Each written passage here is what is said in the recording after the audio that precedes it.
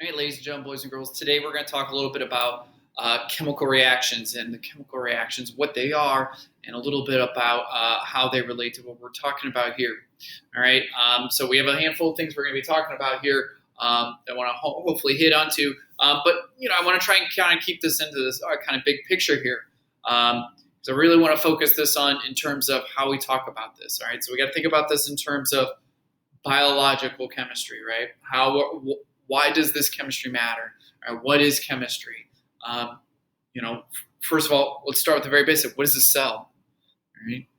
Typical definition is the basic unit of life, but what it really is, what it actually is, it's just a blob of chemicals.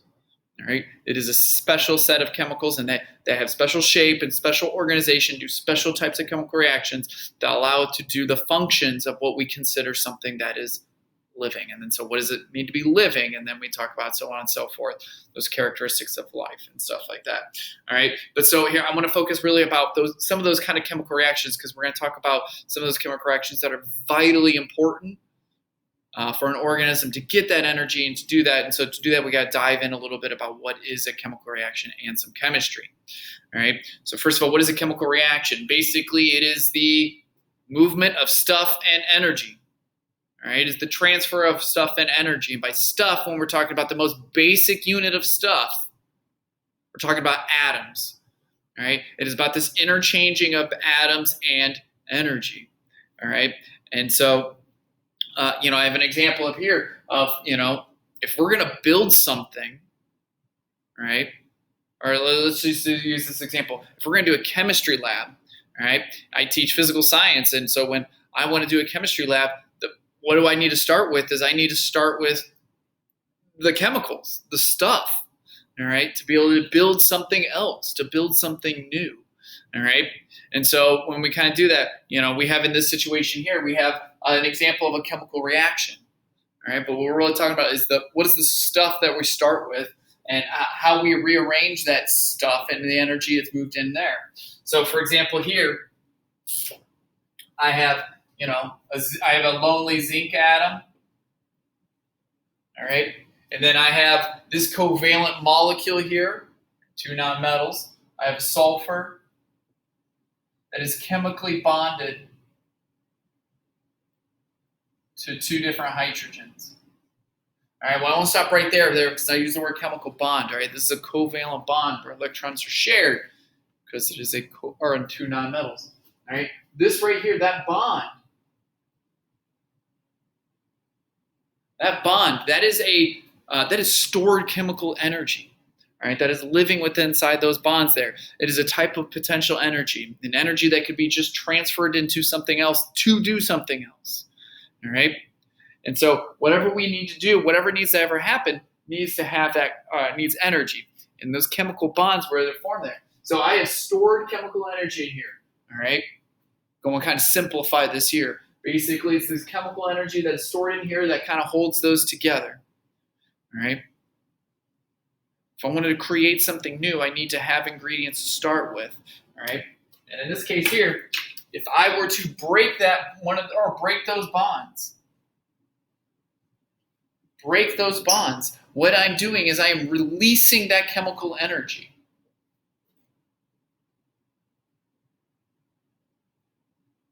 All right, I am releasing that chemical energy to be able to do that. And once I do that, I can use that energy for other things. All right, in this case here, that energy can then be used to recombine the pieces we already have. All right, in this case here, I can use that to recombine those two hydrogens and put them together. All right, I can use that energy that we released there to form that new bond there, all right? So we have to break apart certain things to rebuild certain things, all right? To make certain things, all right? And so we can use that energy as well to take that, or put that together, that lonely zinc, and put it with its leftover sulfur, all right? Use that energy, all right, to do that. So we broke bonds to do that, to make that happen. So we had to take things apart so that we can put it back together in a different way. When we broke them apart, we released energy, and when we put them back together, we needed energy to do that. All right? Sometimes in a reaction, you get more energy out. When you break these, let's just use some really, really simple numbers here. If I break these and it releases 100 kilojoules of energy, kilojoules is a unit for energy, and I only need 25 and 25, I have extra 50 kilojoules that is released from that energy. That's what we call an exothermic reaction, because that's extra energy being released. You would feel it as it getting hot, all right, because it is losing energy. It's being released. That's not going back into the reaction, all right? So let's take this, so we had the things that we start with. We needed the building blocks to be able to build what we want. What we call these, what we start with, in chemistry, we call these the reactants.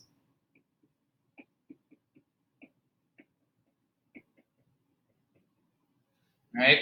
And we use those reactants, and we have to break those bonds and use that stored energy to recombine things, all right? And build together what we end up with, or our final product, or our products, all right? In this case here, we have two products, hydrogen gas and zinc sulfur, or zinc sulfide, all right? Chemistry is just understanding the patterns and relationships that this happens. The fact that this is called, in chemistry, this is called a single replacement reaction, because we have this individual atom, and we break one, and it kind of switches partners, all right? That's what chemistry is. Chemistry is an understanding of how these reactions, and getting understanding to be able to make predictions from that. If I mix two things, what's going to happen, all right? But it's all a fundamental process. We have to break things down to use that energy to make new things. All right, so let's tie this to a biological concept. All right, in your bodies, you need to be able to recharge your ATPs. All right, we've already talked a little bit about ATP. All right, which means to get my energy, or to the energy I need to get ATP, or to recharge my ATPs, is from glucose. All right, and so we need to get our glucose to do that. All right, and glucose is made in plants using photosynthesis. So plants, all right, or let's kind of almost work at this backwards here. All right, plants are able to make glucose because they have a chloroplast. You can do photosynthesis. They're able to make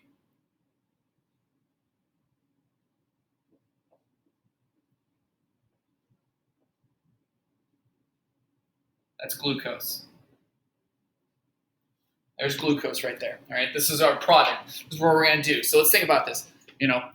If I wanted to build a chair, a wooden chair, all right, what I need to do is I need to get the ingredients to build that wooden chair. I'd have to go, chop down a tree and get the woods to do that. I need the raw ingredients to make my final product. And I'm going to cut, and I'm going to make slices. I'm measuring.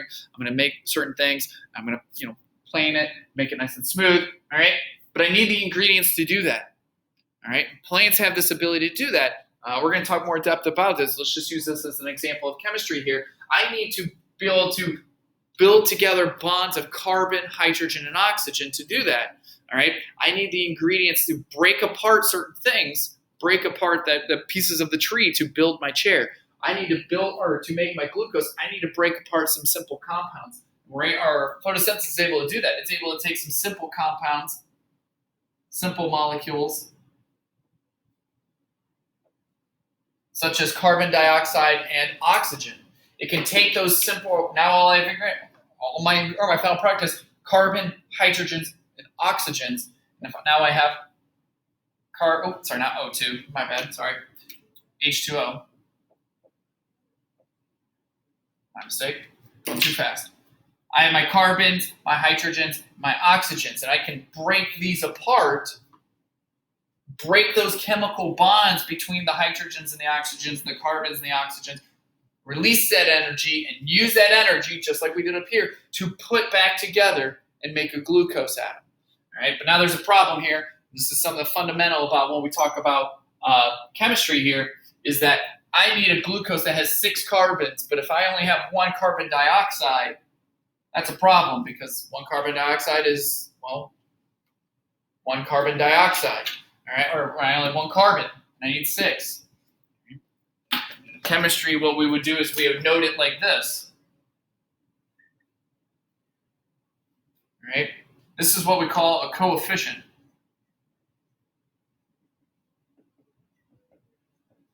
Coefficient. And what that is basically saying is, instead of just having one carbon dioxide, I actually have 6 of them. CO2, CO2, CO2, CO2, and CO2. I have 6 of them there. So I actually have 1, 2, 3, 4, 5, 6 carbons, all right? But that does give me 2, 4, 6, 8, 10, 12 oxygens here, all right? And in here I need 12. I have 12 hydrogens. I only have 2 hydrogens over here, so I'm going to have actually 6 water molecules, right, to do that. H2O, H2O.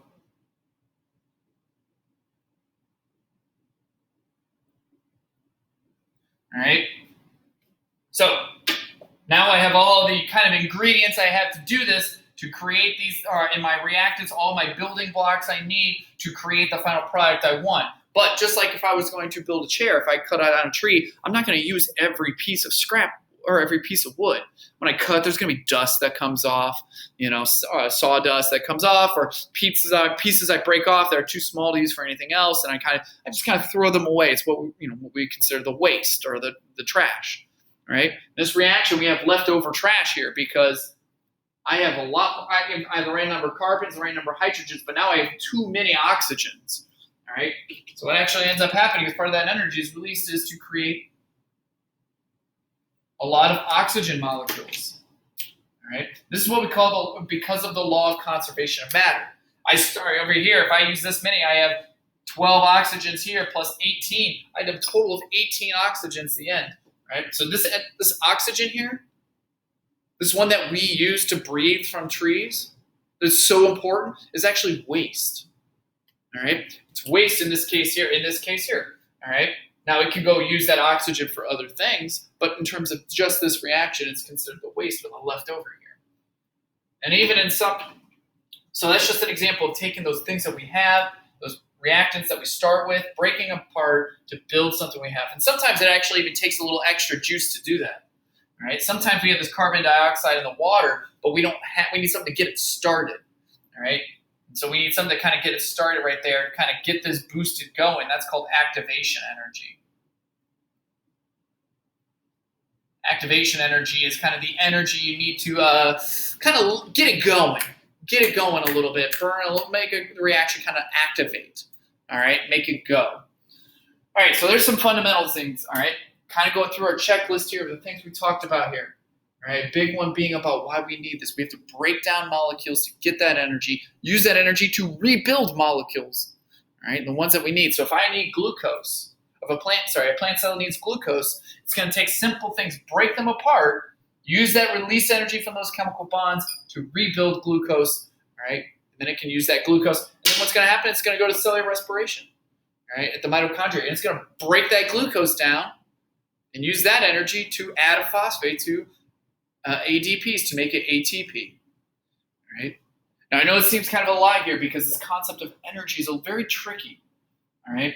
And so I know this can seem like kind of a lot, and it feels like a little overwhelming. We're going to get more into it, but this is kind of just that beginning of what is a biological chemical, or the chemical reactions. All right? All right, I want to kind of stop this here because this video is getting kind of long. So, all right, thank you for watching. Good luck, and may the science be with you.